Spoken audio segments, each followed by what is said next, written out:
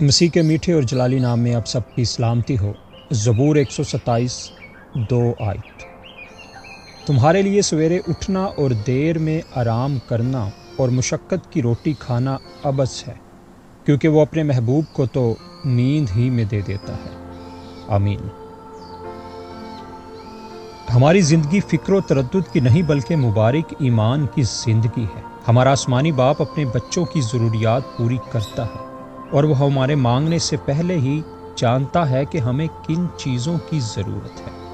اس لیے ہم دیر تک بیٹھ کر منصوبے اور تدبیریں نہیں بناتے رہتے، بلکہ وقت پر اپنے بستروں پر لیٹ جاتے۔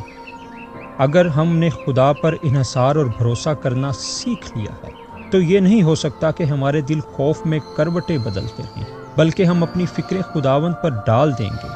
اس کے بارے میں ہمارے خیالات اور سوچ خوشگوار ہوگی، اور وہ ہمیں تازہ دم کرنے والی نیند عطا کرے گا۔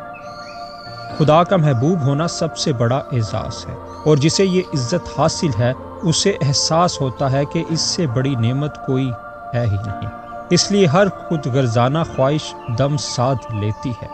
آسمان میں بھی خدا کی محبت سے بڑھ کر اور کوئی چیز نہیں، اس لیے اے میری جان آرام اور سکون سے رہ، کیونکہ تجھے سب کچھ حاصل ہے۔ لیکن جب تک خداوند ہمیں آرام و سکون کی بنیاد کے علاوہ خود آرام و سکون نہ دے، ہم فکر و تردد میں مبتلا رہتے ہیں۔